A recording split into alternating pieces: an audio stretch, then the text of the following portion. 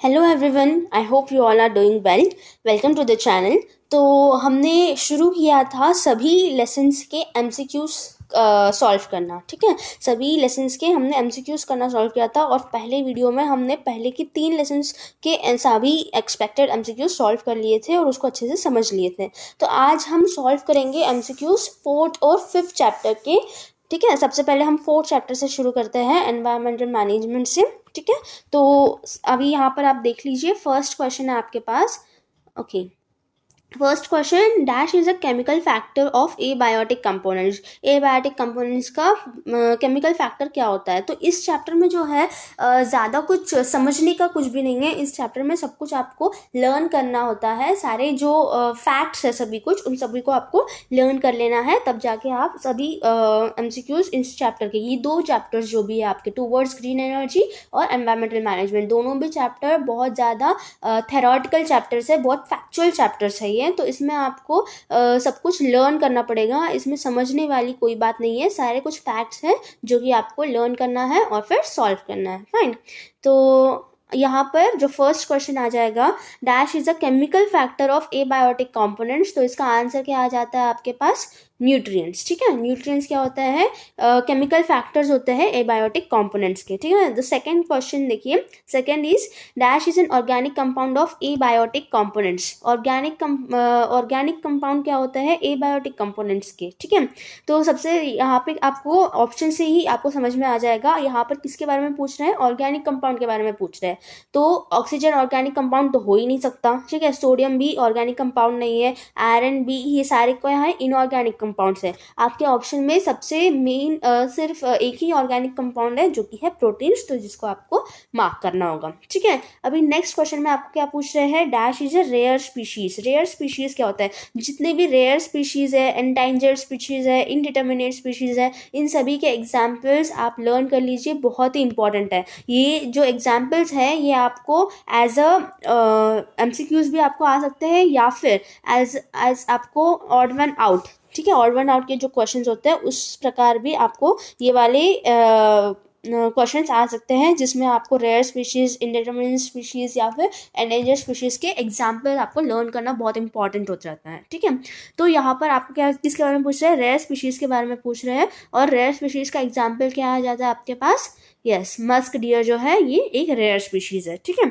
उसके बाद next question में, dash is an indeterminate species. Indeterminate species का एग्जाम्पल भी आपको लर्न करना है, और बाकी जितने भी एग्जाम्पल्स है रेयर स्पीशीज में, शायद मस्क डियर के साथ साथ एक और एग्जाम्पल दिया हुआ है, वो भी आप लर्न कर लीजिए। इनडिटर्मिनेट स्पीशीज जो है आपके पास आंसर क्या आ जाएगा? Red panda, lion, lion tail monkey, गायन squirrel.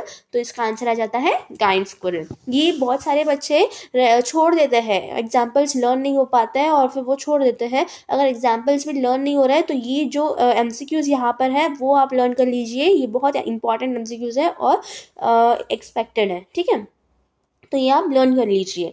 Next question, question number 29, occurrence of diversity among the organism of the same species is called dash diversity. यहाँ पे क्वेश्चन को आप बहुत अच्छे से अंडरलाइन कर लीजिए, diversity among the organism of the same species. अब यहाँ पे बच्चे क्या करते हैं? बहुत ही ब्लंडर मिस्टेक कर देते हैं। सेम स्पीशीज देखते बराबर वो लोग स्पीशीज डाइवर्सिटी को टिक कर देता है, लेकिन आपको ऐसा नहीं करना है। ये टेक्स्ट बुक में डेफिनेशन गिवन है आपके पास, occurrence of diversity among the organism of the same species is called as genetic diversity. तो यहाँ पर आंसर क्या आ जाएगा आपके पास? Genetic diversity. ठीक है, बहुत सारे बच्चे सेम स्पीशीज देख के स्पीशीज डाइवर्सिटी टिक कर देते हैं, आपको वो नहीं करना है। ठीक है, सभी जेनेटिक डाइवर्सिटी, इकोनॉमिक डाइवर्सिटी और उसके बाद फिर स्पीशीज डाइवर्सिटी, इन सभी के आप जो डेफिनेशन है वो अच्छे से लर्न कर लीजिए। ठीक है, उसके बाद नेक्स्ट 30th क्वेश्चन में आपके पास क्या दिया हुआ है? इन मॉडर्न सिविलाइजेशन, ये बहुत ही इंपॉर्टेंट है, मॉडर्न सिविलाइजेशन की बात चल रही है। In modern civilization dash has become a primary need. तो हम सबको पता है पहले हमारे प्राइमरी नीड्स क्या होता था? फूड, क्लोथ एंड शेल्टर, रोटी, कपड़ा और मकान। लेकिन मॉडर्न सिविलाइजेशन की बात चल रही है तो यहाँ पर हमारा प्राइमरी नीड क्या आ जाता है? एनर्जी। ठीक है, तो यहाँ पे आंसर क्या हो जाएगा? एनर्जी आपका आंसर हो जाएगा। ठीक है, अब next question, most electric power plants are based on the principle of. तो जो इलेक्ट्रिक पावर प्लांट होता है वो किस प्रिंसिपल पे बेस्ड होता है। तो ये आपको आंसर आपको पता होना चाहिए, इसमें समझने की कोई बात नहीं है, ये फैक्ट है, ठीक है। सारे इलेक्ट्रिक जो पावर प्लांट्स होता है वो किसके ऊपर किस प्रिंसिपल पे बेस्ड होता है, वो होता है इलेक्ट्रोमैग्नेटिक इंडक्शन पे, ठीक है। ये आप लर्न कर लीजिए, ये भी बहुत इंपॉर्टेंट है, इसको भी आप स्टार करके रख लीजिए, ये भी एक्सपेक्टेड है, ठीक है। ये क्वेश्चन तो आपके जो स्कूल एग्जाम्स होते हैं या फिर जो आपके मॉडल पेपर्स होंगे या फिर जो एग्जाम के पहले जो टर्म एग्जाम्स होते हैं, ठीक है, उन सारे एग्जाम्स में भी ये क्वेश्चन कहीं ना कहीं आपको दिख ही जाएगा, ठीक है। तो ये जो क्वेश्चन है बहुत ही इंपॉर्टेंट है, ये आपको लर्न करना है कि इलेक्ट्रिक पावर प्लांट जो है वो इलेक्ट्रोमैग्नेटिक इंडक्शन के प्रिंसिपल पे बेस्ड होता है। फाइन। अब next question number 32, principle of electromagnetic conduction, ये भी बहुत इंपॉर्टेंट है, ठीक है, ये भी आपको लर्न करना है। जो इलेक्ट्रोमैग्नेटिक इंडक्शन का जो प्रिंसिपल है, जो किस साइंटिस्ट ने इन्वेंट किया है, वो है माइकल फैराडे, ठीक है। ये आपको लर्न नहीं हो रहा है तो आप ये ध्यान रख लीजिए, इलेक्ट्रोमैग्नेटिक इंडक्शन में आपके पास एम आता है और माइकल फैराडे में आपके पास एम आता है, तो ये इलेक्ट्रोमैग्नेटिक इंडक्शन किसने इन्वेंट किया, माइकल फैराडे ने, ये आपको लर्न होना चाहिए, ठीक है। अब नेक्स्ट क्वेश्चन नंबर 33, वो है in power plant based on nuclear energy dash is use to rotate the generator. Nuclear energy में कौन सा ऐसा चीज़ है जो आप जनरेटर को रोटेट कर सकते हो, ठीक है। तो यहाँ पर आपका आंसर क्या आ जाएगा, यहाँ पे बहुत सारे बच्चे कंफ्यूज हो जाते हैं, steam turbine, air turbine, water turbine, इन सब में से कुछ भी नहीं है आंसर, ठीक है। इन सब में आंसर क्या है, यहाँ पे नन ऑफ दीज आ जाएगा, ठीक है। इधर आंसर क्या आ जाता है आपके पास, नन ऑफ दीज, ठीक है। कभी कभी आंसर नन ऑफ दीज भी होता है, तो आप ये मत सोचिएगा कि नन ऑफ दीज या फिर नन ऑफ दीज कभी आंसर नहीं हो सकता और ऑल ऑफ दीज हमेशा आंसर होता है। ये बहुत ज़्यादा मिसकंसेप्शन होता है स्टूडेंट्स में, वो नन ऑफ दिस देखते बराबर उसको एलिमिनेट कर देते हैं और ऑल ऑफ दिस दिखते बराबर वो टिक कर देता है, तो ऐसा नहीं करना है आपको, नन ऑफ दिस भी आंसर हो सकता है, ऑल ऑफ दिस भी कभी कभार आंसर नहीं होता है, ठीक है।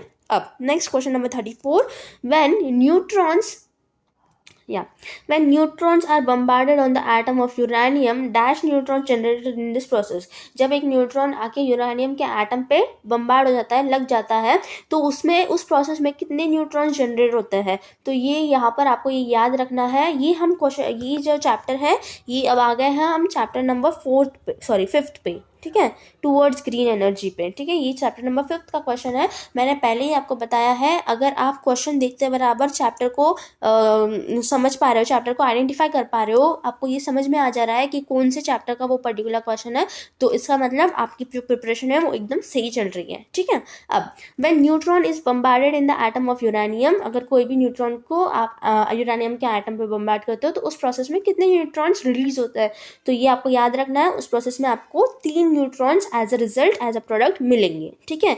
अब next question number 35, kinetic energy in flowing water, kinetic energy in flowing water drives dash to generate electricity, ठीक है।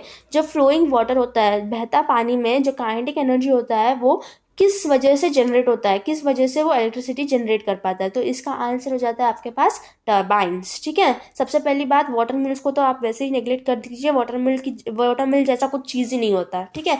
जनरेटर इसमें नहीं लगाना, जनरेटर बहुत सारे बच्चे जनरेटर्स में कंफ्यूज हो जाते हैं, वो जनरेटर को टिक करके आ जाते हैं, लेकिन वो नहीं करना, फ्लोइंग वाटर की बात हो रही है, ठीक है। जनरेटर में आप लगाओगे तो वो फूट जाएगा, जनरेटर में आप पानी को नहीं डाल सकते हैं, ठीक है, वो फट जाएगा, वो वहाँ पे ब्लास्ट हो जाएगा, ठीक है। तो जनरेटर बिल्कुल मत लगाना, ठीक है। उसके बाद नेक्स्ट, विंड मिल तो हो ही नहीं सकता, फ्लोइंग वाटर की बात चल रही है, तो बचा के आपके पास टर्बाइंस, वाटर मिल जैसी कोई चीज़ नहीं होती है, ठीक है, वाटर मिल नहीं लगाना, फाइन। अब नेक्स्ट 36 पे आ जाता है। 36 में आपको क्या बताया जा रहा है, wind turbines with capacity are commercially available, कौन सी कैपेसिटी की विंड टर्बाइंस आपके पास अवेलेबल होती हैं, तो ये भी बच्चे स्किप कर देते हैं, बच्चों को लगता है कि ये वाला क्वेश्चन नहीं आएगा, या फिर कुछ बच्चों को लगता है कि ये बहुत ज़्यादा लर्न करने की चीज़ है तो हम इसको छोड़ देते हैं, आपको ऐसा नहीं करना है, ये भी बहुत एक्सपेक्टेड क्वेश्चन है और बहुत ही ज़्यादा इंपॉर्टेंट क्वेश्चन है, इसमें आप स्टार मार्क लगा लीजिए, ठीक है। Wind turbines which capacity are commercially available, कौन सी कैपेसिटी की अवेलेबल होती है, 1 किलोवाट टू 7 मिलीवाट कैपेसिटी की विंड टर्बाइंस अवेलेबल होती है कमर्शियली, ठीक है। तो ये बहुत इंपॉर्टेंट है, ये एक्सपेक्टेड भी है, आपके एग्जाम्स में आएगा, ठीक है। तो ये जो है इम्पॉर्टेंट वाला है IMP, ठीक है। अब नेक्स्ट पे आ जाते हैं 37th, solar photovoltaic cells convert the solar radiation energy directly into the dash energy. तो जो सोलार वोल्टाइक सेल्स होते हैं वो सोलार रेडिएशन या फिर सोलार एनर्जी को किस एनर्जी में कन्वर्ट करते हैं। तो यहाँ पर आपके ये तो बहुत इजी सा क्वेश्चन है, ये हीट एनर्जी में कन्वर्ट हो जाता है। सोलार एनर्जी को क्या करता है, आप लोग डायरेक्टली हीट एनर्जी में कन्वर्ट करते हैं, और ये किसके मदद से होता है, सोलार वोल्टाइक सेल की मदद से होता है। इंपॉर्टेंट क्वेश्चन है, बेसिक क्वेश्चन है, सबको आना चाहिए, ठीक है। अब नेक्स्ट क्वेश्चन नंबर 38 देखिए। क्वेश्चन नंबर 38 में आपको क्या पूछ रहे हैं, silicon solar cell of dimension 1 square centimetre generates current of about 1 square centimetre का सिलिकॉन सोलार सेल कितना अमाउंट ऑफ करंट जनरेट करेगा, ठीक है। तो ये भी बच्चे स्किप कर देते हैं कि बच्चों को लगता है कि ये नहीं आएगा, या फिर ये बच्चों याद नहीं कर पाते, सबसे मेन बात वो मेमोराइज नहीं कर पाते हैं, तो इसीलिए ये लोग स्किप कर देते हैं। लेकिन आपको ऐसा नहीं करना है, आप एग्ज़ाम के पहले दिन तो भी ये पूरे एमसीक्यूज अच्छे से रिवाइज करके चली जाइए, और अभी मतलब रिवाइज करते रहिए। जब भी अभी आपके मॉडल एग्जाम्स चल रहे होंगे तो उस वक्त भी आपको ये रिवीजन में काम आएगा, ठीक है। बहुत सारे एमसीक्यूज इसी से रिपीट हो जाएंगे आपके, ठीक है। जो एग्जाम में क्वेश्चन आने वाले हैं वो इतने सारे एमसीक्यूज में ही आपके कुछ ना कुछ बहुत सारे रिपीट ही हो जाएंगे, ठीक है। तो इसको आप अच्छे से सेव कर लीजिए। ये मैं आपको पीडीएफ हो सके तो फिर मैं नीचे डिस्क्रिप्शन में दे दूंगी, ठीक है। तो silicon solar silicon solar cell of dimension 1 square centimetre generates current of about, कितने अमाउंट का करंट जनरेट करता है, ये जनरेट करता है 30 मिली एम्पियर का करंट, ठीक है। 1 स्क्वायर सेंटीमीटर का जो सिलिकॉन सेल है वो 30 मिली एम्पियर का करंट जनरेट कर सकता है। अब क्वेश्चन नंबर 39 क्या बोल रहा है आपके पास, a silicon solar cell of dimension 1 square centimetre generates about dash potential difference. आप देख रहे हो सिलिकॉन सोलार सेल पे 2 इंपॉर्टेंट क्वेश्चन बन सकता है, ठीक है। मतलब सिलिकॉन सोलार सेल बहुत इंपॉर्टेंट टॉपिक है, ठीक है। ये जो पैराग्राफ है बहुत अच्छे से आप पढ़ लीजिए एक बार फिर से, ठीक है। तो सिलिकॉन सोलार सेल पे एमसीक्यूज ही 2 बन रहा है, तो आंसर द फॉलोइंग भी बन सकता है, या फिर कुछ भी बन सकता है, नेम कुछ भी किसी भी फॉर्म में आपको क्वेश्चन आ सकता है, ठीक है। तो ये जो है टॉपिक बहुत इंपॉर्टेंट है, सिलिकॉन सोलार सेल या फिर photovoltaic cell, solar photovoltaic cell, ये भी बहुत इंपॉर्टेंट टॉपिक हो जाता है आपके पास, ठीक है। अब next, silicon solar cell of dimension 1 square centimetre generates dash potential energy difference, ठीक है। तो ये कितने पोटेंशियल डिफरेंस जनरेट करता है, ये जनरेट करता है 0.5 मिली वोल्ट, ठीक है। मिली वोल्ट और वोल्ट में आप ध्यान रखिए, मिली वोल्ट है या वोल्ट है, इसमें बच्चे कंफ्यूज हो जाते हैं। 0.5 ये पता होता है, लेकिन फिर बाद में 0.5 वोल्ट्स लगा के आ जाते हैं, ये बहुत ज़्यादा एनर्जी होता है, तो इतना नहीं होता है। 0.5 मिली वोल्ट का पोटेंशियल डिफरेंस वो जनरेट कर सकता है, ठीक है। अब क्वेश्चन नंबर 40 पे क्या आ जाता है आपके पास, in nuclear power plants neutrons are bombarded on the atoms of, कौन सा एटम पे बम्बार्ड करता है, ये वाला जो हमने पहले ही डिस्कस कर लिया है, ये वाला क्वेश्चन पहले ही आया है, ठीक है। पहले इस एज अ क्वेश्चन आया है, इसका आंसर क्या आ जाएगा आपके पास, यूरेनियम 236, ठीक है। ये भी बहुत इंपॉर्टेंट क्वेश्चन है, आ सकता है। अब यहाँ तक आपने क्या कर लिया, यहाँ तक हमने chapter number 4th and chapter number 5th के सारे एमसीक्यूज हमने यहाँ पर डिस्कस कर लिए, ठीक है। तो बाकी जो नेक्स्ट आपका चैप्टर आता है उसके बाद आता है एनिमल क्लासिफिकेशन, जो हम नेक्स्ट वीडियो में डिस्कस करेंगे। यहाँ तक इस वीडियो को कंक्लूड करता है।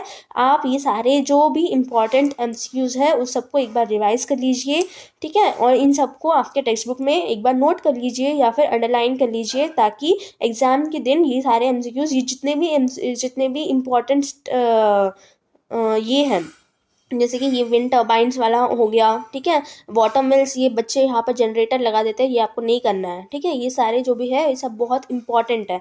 यहाँ पर जो इंफॉर्मेशन है, ये जो फैक्ट्स है, 30 मिली एम्पियर या फिर 0.5 मिली वोल्ट ध्यान रखिए, यहाँ पे बच्चे वोल्ट्स लगा देते हैं, ठीक है। ये सारे कुछ आप अपने टेक्स्ट बुक से एक बार पढ़ लीजिए। यूरेनियम 236 का एमसीक्यू भी बहुत इंपॉर्टेंट है, ठीक है। अब हम नेक्स्ट वीडियो में मिलेंगे, जिसमें हम बहुत सारे ऐसे ही एमसीक्यूज कवर करेंगे सभी चैप्टर्स के। यहाँ पर इस वीडियो में हमने चैप्टर नंबर 4 और चैप्टर नंबर 5 के सारे एमसीक्यूज, सारे एक्सपेक्टेड एमसीक्यूज कवर कर लिए हैं। मैं आपको बताना चाहती हूँ कि ये सारे जो एमसीक्यूज है बहुत रिलेवेंट है, और आपके एग्जाम्स में यही एमसीक्यूज रिपीट हो सकते हैं, तो इसको बहुत अच्छे से आप नोट कर लीजिए, ठीक है। तो अभी के लिए will conclude this here, and take care, bye bye, stay safe, stay at home and keep studying.